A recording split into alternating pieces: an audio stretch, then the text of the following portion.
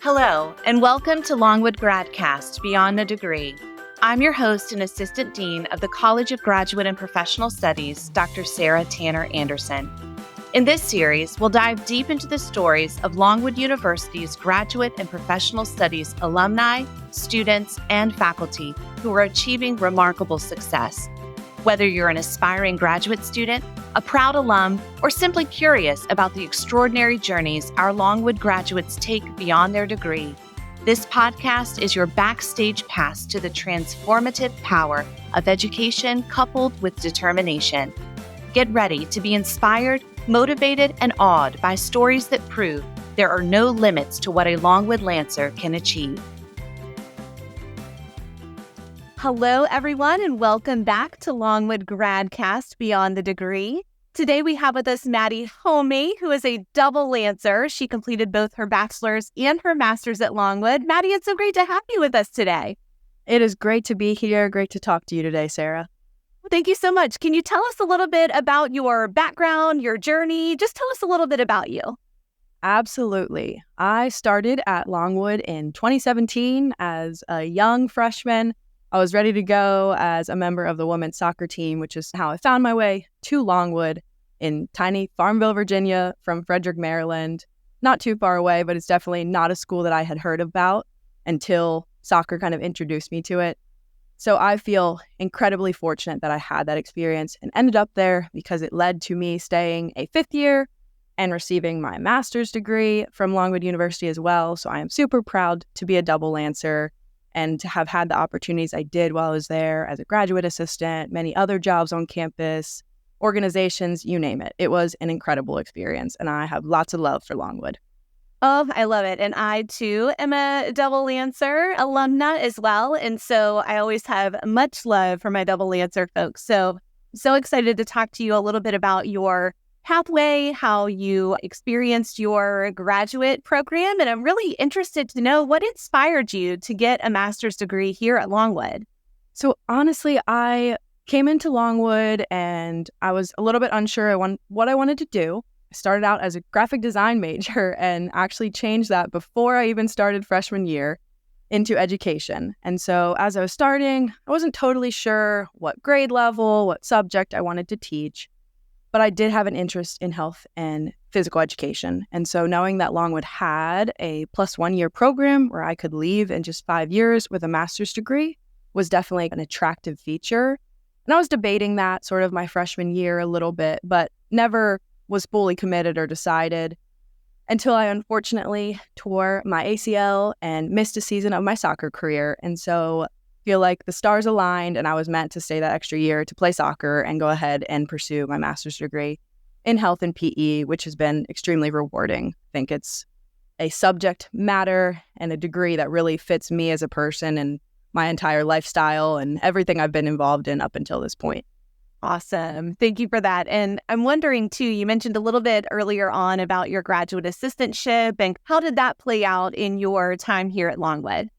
My graduate assistantship was an incredibly rewarding opportunity. I was able to work as the graduate assistant for the marketing director in the graduate college at Longwood, which was awesome. Jamie was the best role model, supervisor, mentor, all of the things that I could have had. And it was not necessarily a field that I thought I would get into, and I knew I would enjoy it. I've always enjoyed kind of graphic design, being able to do some graphic art, design flyers, social media posts, you name it.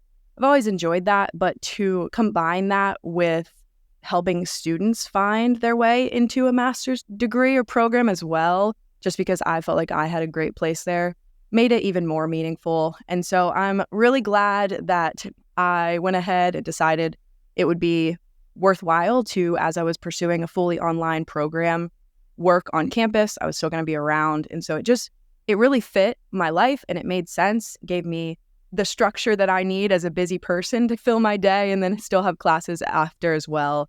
And the office that I got to work with is just incredible. So I cannot say enough good things about my graduate assistantship experience. That's fantastic. And it sounds like you had a tremendous opportunity to develop some skills and strategies for the workplace that you didn't even know would come in handy. So that sounds really wonderful. So thank you for sharing that.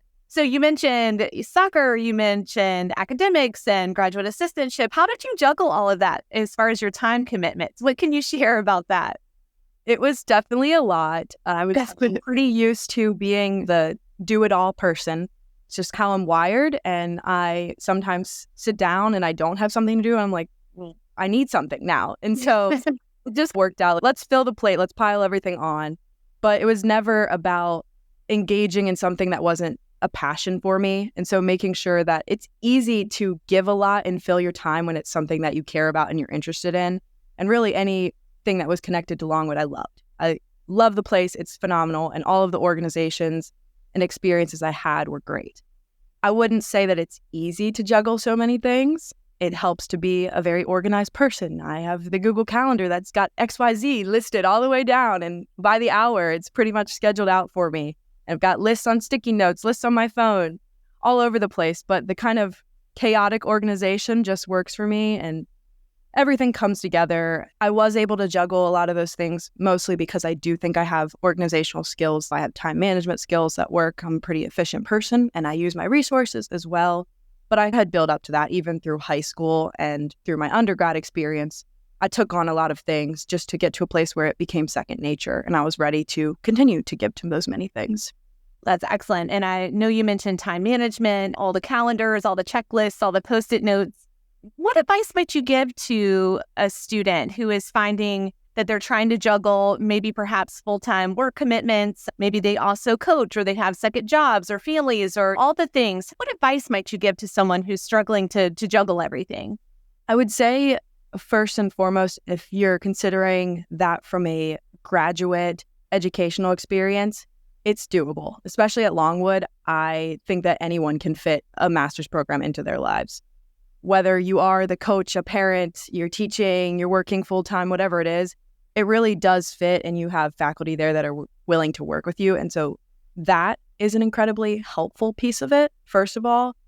Second, I would say build those skills. Do it. You can find the things that you really enjoy and have time for, and maybe you take a step back from the things that you don't enjoy so much, but you're not going to know those things unless you dive in and maybe try it and then say, hey, enough is enough. I can't really take this on my plate right now, but maybe you can delegate a little bit. You can work with someone else. You can share that load.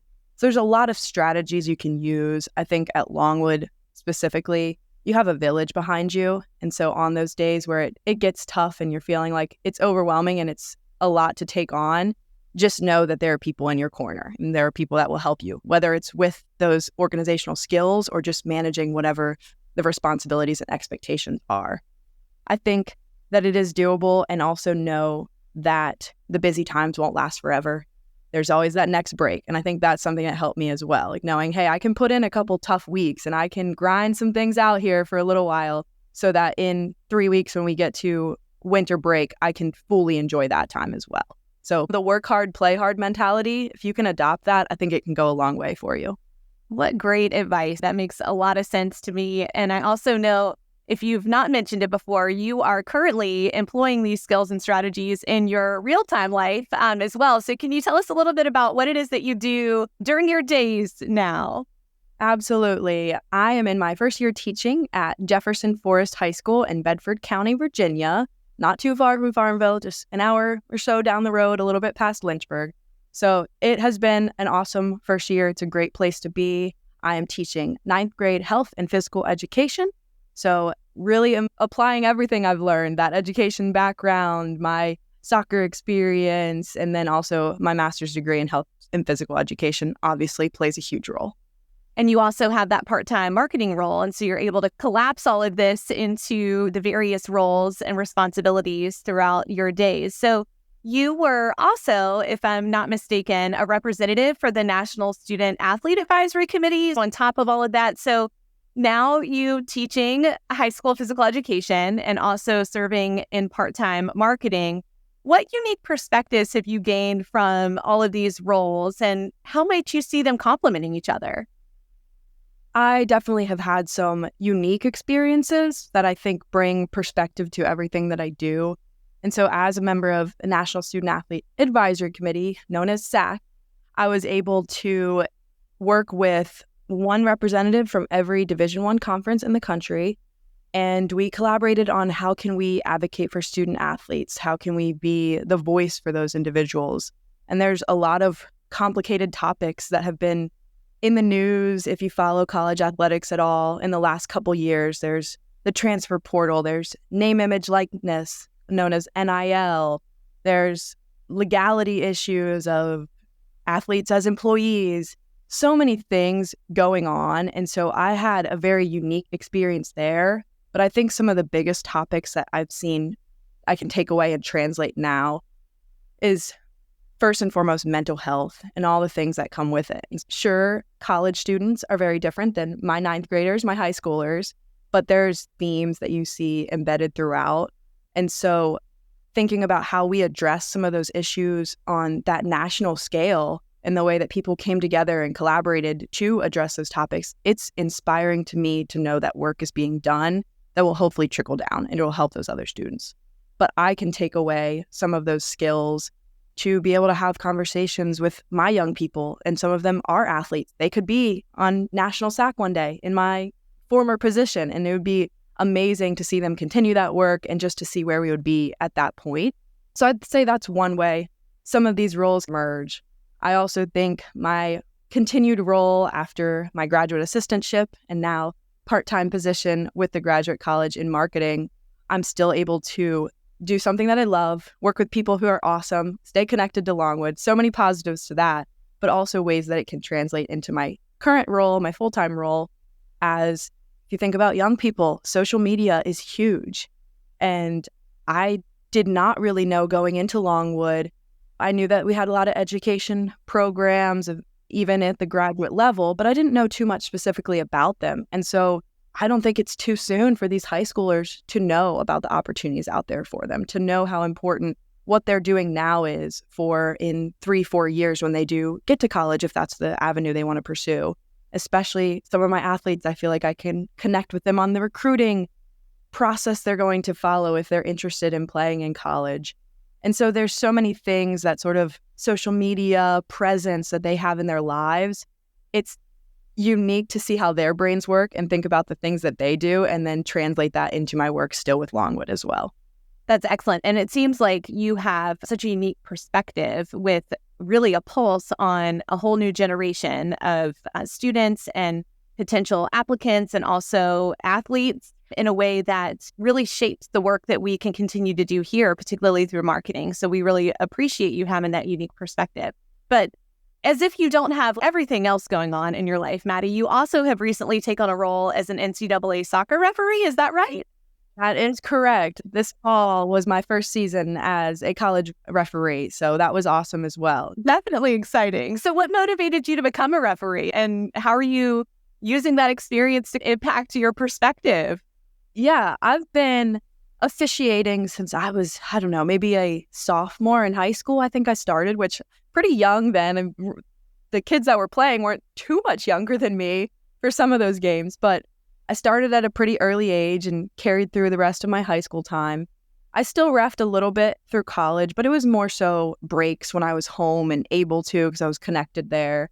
And then actually staying for a fifth year and getting my master's degree, finished my college soccer career in the fall.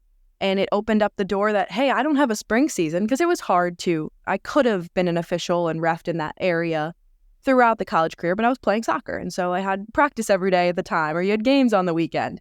And so that final spring when I was there for an extra year, I got into the high school reffing sector for Virginia High School League games.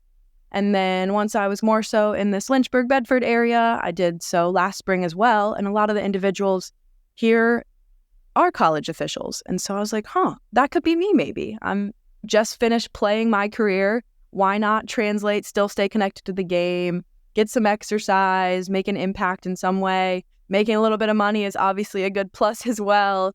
And so it's just something that's interesting to me. It's a little bit of an odd avenue you would never really think to pursue, but I think it's a unique job that someone could get when they're young. And if you really wanted to, it could take you places. I think I've been fortunate that soccer in itself and even some experiences I've had at Longwood allowed me to travel and the possibility that I could be an official and get to a level where they'll fly me to a game somewhere, something like that. That is a unique opportunity as well.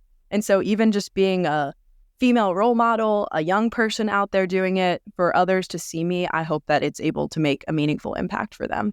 And pardon me for geeking out, but I just think that's so cool. And I love that you're able to stay connected to your local community, but also that you've been able to branch out at the national level and at the state level as well. So I guess in that vein, what are you most proud of? What initiatives are you most proud of as part of that whole process?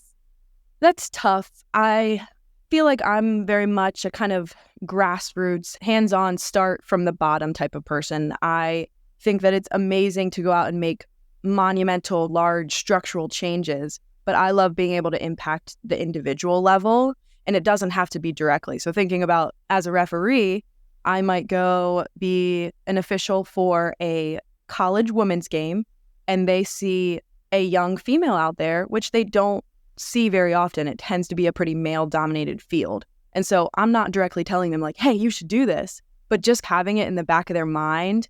I like being able to feel like I can make an impact and change in those small ways. And although it's not a specific initiative, just those little things. And it applies the same way in my teaching career, being able to have conversations with students that hopefully resonate with them and hopefully inspire them to pursue whatever passion they have. I have definitely touched my toes in all kinds of different fields and activities and organizations. And so I believe that you can do it all. And maybe it's harder to make a large impact in one thing if you're trying to spread a little bit thin, but you're able to make a broad impact in small bits, if that makes sense. So that has been an important thing for me. And I do think there's initiatives I'm proud of on a more very clear way. With NCAA SAC, it was awesome, some of the initiatives we were able to push forward in the few years I was a part of that group. For example, the new NCAA Constitution was written, and being able to have a role in kind of what does this new age and transition in college athletics look like for student athletes specifically, and the voice that they can have on topics like mental health, on everything, like how can they communicate with their athletic directors and faculty on campus to improve their experience? How can we ensure they have the proper medical treatment they need, the nutrition, you name it. I feel like we were able to put some proposals out there and take action on some really important topics there. And I'm pretty proud to be a part of that group and such a dedicated group of individuals.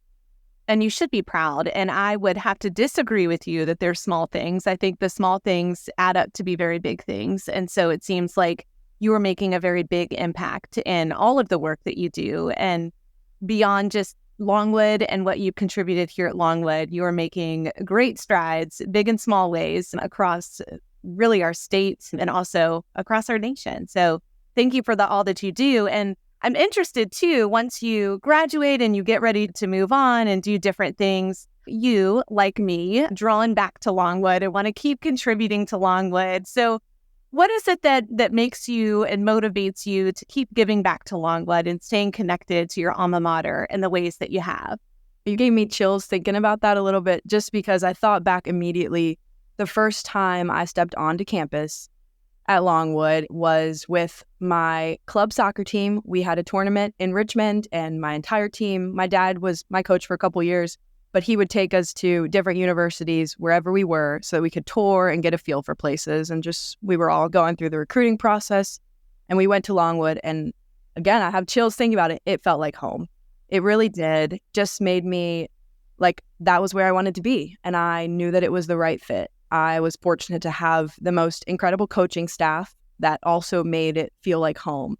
But it spread so far beyond just the coaching staff and my soccer experience. It was every single staff member on campus. Like I said before, it's a village behind you. They want you to succeed. They will jump over so many hoops to get you there and to help you in any way. Just even thinking about the relationship I've had with you, although I never knew you super well until maybe my graduate assistantship experience and all of that, I feel like if I called you, you'd be like, yeah, I got your back. I just think that is so special to be able to have that relationship with anyone on campus, even if you did not necessarily take a class with them or you weren't a part of a club that they help run, things like that. You just make such deep connections and people really have your back. And so I want to be able to give back to the university that gave me so much. And I had experience beyond even everything we've talked about with alternative breaks, for example. I was able to go on incredible trips as a 20-something-year-old or 18, 19 even,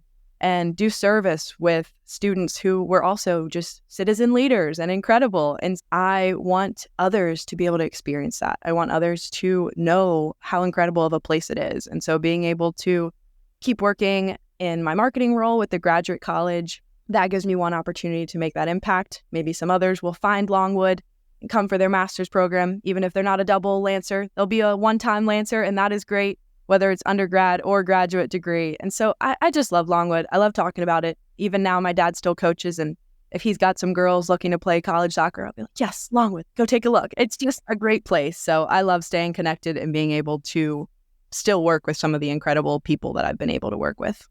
You've given me chills as well, because I think if you have ever been to this campus, you can remember the first time that you came to Longwood and how much it shapes you and it changes you as a person and as a professional. So you shared many different ways that you have really grown as a citizen leader, as an athlete, and as a graduate student. Are there any challenges that you might be willing to share, maybe that taught you some valuable lessons as you've grown in all of those roles here at Longwood? Absolutely. There are always challenges. I'd be amiss to not say that there are.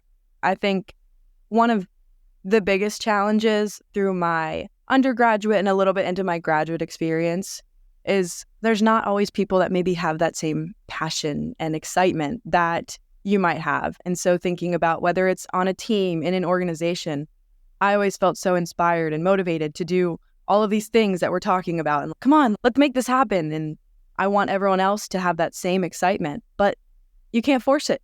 Some people just don't have that. And I guess accepting that not everyone is wired the same. Some people might just be there simply to get a degree, and that's okay. But it can be hard to accept that, especially if someone joins an organization, they're part of a group, and they are not giving 100%. That was something that I had to wrestle with a lot.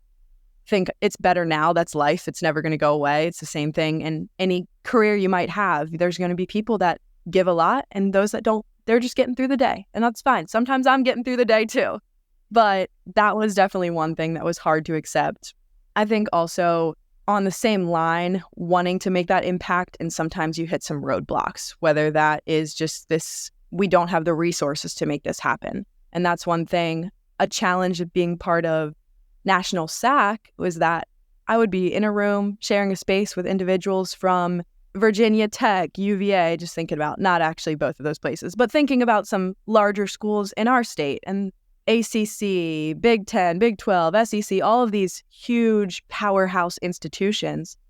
And I love Longwood, but we will never have those resources to the same degree that some of those other places have. And so the feasibility of making some of these big ideas and these things you want to happen is not always possible. And so if you're talking about some of the topics like mental health, to see all the resources that they had, it was hard to say, I wish we could give more to our athletes here. So both of those, I would say, are challenges. Of course, there's other ones as well. There are the just times where taking everything on becomes a lot and you need that break, or your body tells you need the break because you start feeling sick and broken down, whatever it is. For me personally, my ACL tear injury was a huge challenge in my college career. Made me stronger, made me a better person. You learn a lot from that. But even now, anytime I see someone with a little knee injury or anything, I get such pains for them because it's not an experience I want anyone to have to go through. It just hurts me to think about it again. Can't imagine those who even tear it, come back and tear it again. Just awful. So that was definitely a challenge. But I think in the end, it was a positive challenge, and it also led to my master's degree and a 5th year at Longwood. So all great things. Come back, stay an extra year when you are a better leader, have more experience and more to offer. So there are positives that come with the negatives as well. I love that. That's uplifting and such a great message for you to share, Maddie. I appreciate that. So looking ahead, since you've done so much, what are your aspirations for the future? And how do you think your current roles now will evolve in the coming years to strengthen your leadership? That is a great question, and I wish I had some great answer to give you. I'm still trying to figure it out. It's funny, I joke all the time that someone says, I don't know what I want to do, and I think back to me committing to go to Longwood.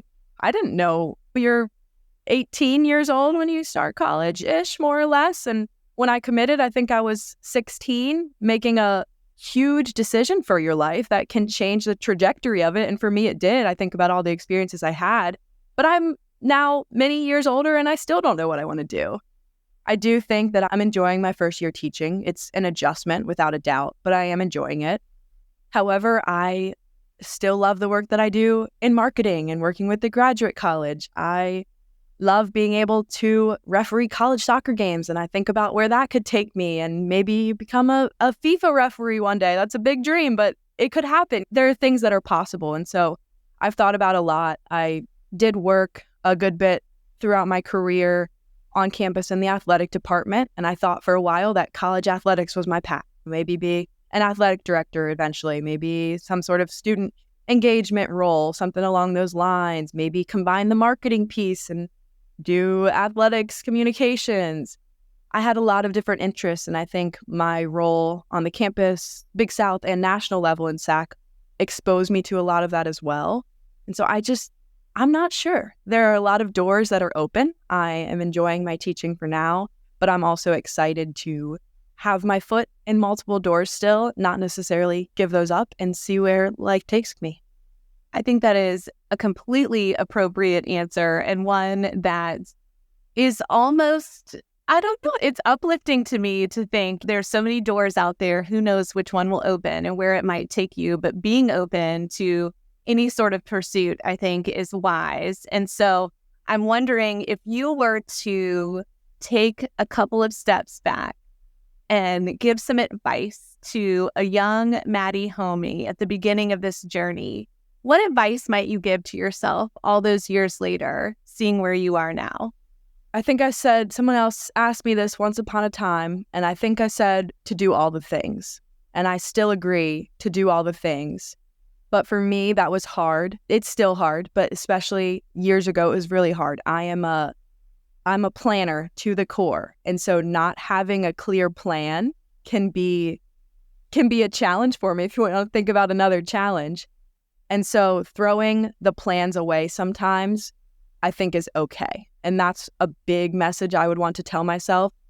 I have so many possibilities, and I'm not locked into any of them. I can do something for 10 years and decide I really miss the involvement I had in college athletics, and you can always go back and switch. And so I think that is a huge message I would want to tell myself, is don't feel like you're stuck with one thing and there's one path. You're not locked in.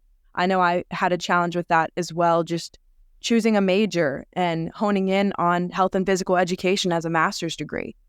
You're not pigeonholed with that. You have opportunities still.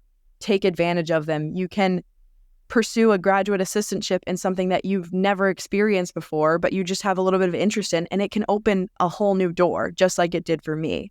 And who knows if that becomes a career instead. What you think your whole life might be could change anytime. And so I would definitely tell myself to keep those doors open and know that it's okay not to have a plan. Maddie, you have shared such great nuggets of wisdom for us today. And I just wonder, is there anything else you'd like to share with our listeners about your pathway or future pursuit? I don't know that I have much left other than just, I hope that everyone, if you're considering a graduate degree, a graduate assistantship, Longwood in general, whether for undergrad, graduate experience, you name it, do it.